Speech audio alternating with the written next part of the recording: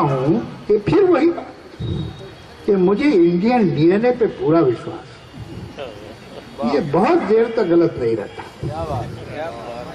ये रियलाइजेशन हमारे यहां आ रहा है और नो थैंक टू अस, ये हमारे बच्चों में, हमारी अगली पीढ़ी में जो आ रहा है वो खुद आ रहा है, वो हमने नहीं दिया।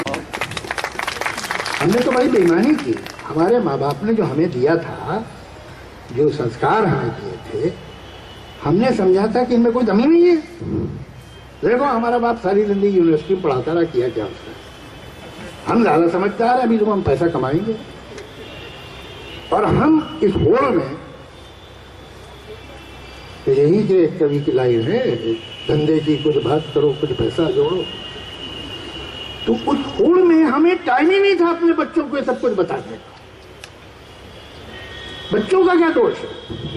बच्चों में अगर ये अकल आ रही है और आ रही है तो हमारी वजह से नहीं, हमारे बावजूद, इन स्पाइट ऑफ अस।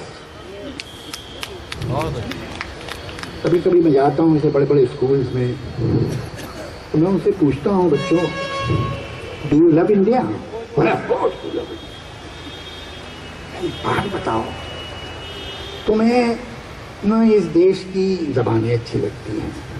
अब हिंदी बोलना तो बहुत ही बिलो डिग्निटी काम हो गया ना तुम्हें इस देश का खाना पसंद है, न तुम्हें इस देश के कपड़े पसंद है, न तुम्हें यहाँ की म्यूजिक अच्छी लगती है, न तुम्हें यहाँ के डांस पसंद है, यहाँ की तुम्हें माइथोलॉजी भी ऑकवर्ड सी लगती है। You are not interested in these old obsolete things. तुम्हें पसंद क्या है? यही तो हिंदुस्तान है। हिंदुस्तान का सिर्फ पेड़ है, जमीन है?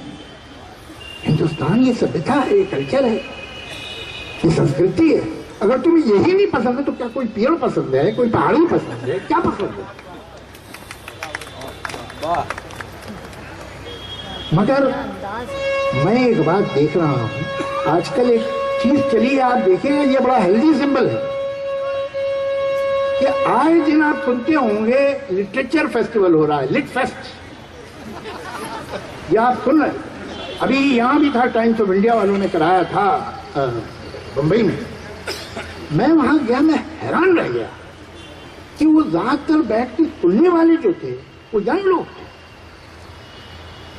तो कहीं उनको ये एहसास है कि कुछ ये हमारे माँ बाप ने ग्रेवी ट्रेन पकड़ने के चक्कर में प्लेटफॉर्म पे कुछ सामान छोड़ दिया, और वो सामान है साहित्य, वो सामान है भाषा, वो सामान।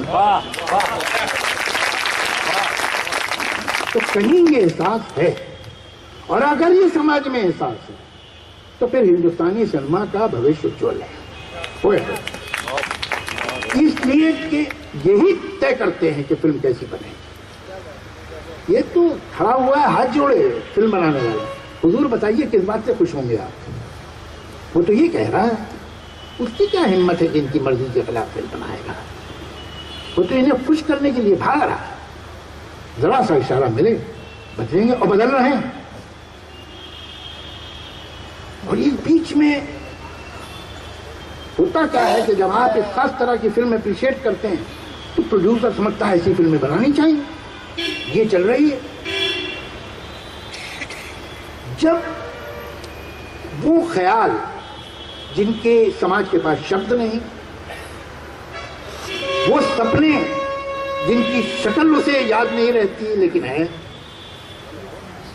वो उम्मीदें जिन्हें वो डिफाइन नहीं कर सकता, उसको किसी तरह फिल्म मेकर समझ लेता है और उन उम्मीदों, उन आकांक्षाओं, उन आशाओं, उन सपनों,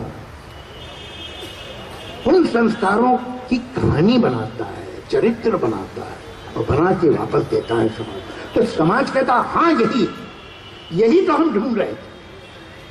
तो जब समाज उसकी वाह वाह करता है तो इस फिल्म मेकर को और यकीन हो जाता है, तो फिर इसे और स्ट्रॉन्ग करके देता है। जब और स्ट्रॉन्ग करके देता है तो समाज भी और कन्विंस होता है। ये एक पहिया कहां से शुरू होता है मुश्किल है, मैं तो यकीन रखता हूं कि समाज से शुरू होता है, इसलिए कि उसके पास ज्यादा पावर है, ज्यादा शक्ति है। तो मुझे ऐसा लगता है कि ये पहिया बीच में रुक गया था, समाज से कोई पैगाम मिल नहीं रहा था सिनेमा को, लेकिन धीरे धीरे बदल रहा है। और अब उस दीवार में जो कि सच्चाई और हकीकत और पूरे हिंदुस्तान और एक इलीट पार्टी के बीच में जो दीवार आई थी, अब उसमें क्रैक आना शुरू हुए। जो नया जनरेशन है, जो नई पीढ़ी है, उसको ये जो फिल्म जिससे मैं और आप बड़े खुश थे, इसलिए कि हमने तो बचपन में टेलीफोन नहीं देखे थे, मोबाइल फोन नहीं देखे थे, टेलीविजन नहीं देखा था, तो हम तो इसी में खुश थे। टेलीविजन, कलर टेलीविजन घर में। इसको इसका ध्यान नहीं है, उसको ऐसा नहीं लगता है कि मेरी लॉटरी लग गई, हमें लगता है। उसका ध्यान अब उधर जा रहा है जिधर हमने ध्यान नहीं दिया था। आज झूठी नारेबाजी, आज वो रेटरिक जो 60s में, 70s और 80s में भी चल जाती थी पॉलिटिशियंस की, वो आज नहीं चलने वाली। और जितनी जल्दी ये लोग समझ लें अच्छा है इनके लिए। नया हिंदुस्तान बदल रहा है और मैं समझता हूं कि नया हिंदुस्तान मुझसे और आपसे बेहतर इंसानों का है। इसलिए मैं विश्वास रखता हूं कि आने वाली पीढ़ी मुझसे और आपसे बेहतर फिल्में बनाएगी और बेहतर फिल्में देखेगी।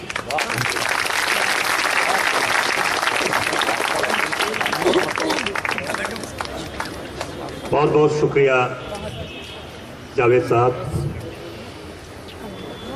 कुरतुल हैदर साहिबा ने एक आपके बारे में टिप्पणी की थी कि नाजुक ख्याली और कसीफुल बयानी आपको विरासत में मिली है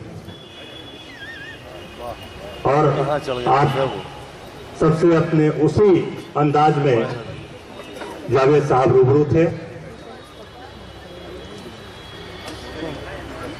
सिनेमा की तहजीब कैसी होनी चाहिए, उसकी दिशा और दशा कैसी है, उसकी रीत नीत कैसी होनी चाहिए, इस सारे बातों का मूल्यांकन लेके आपके सामने जावेद साहब अपनी तकरीर पेश कर रहे थे।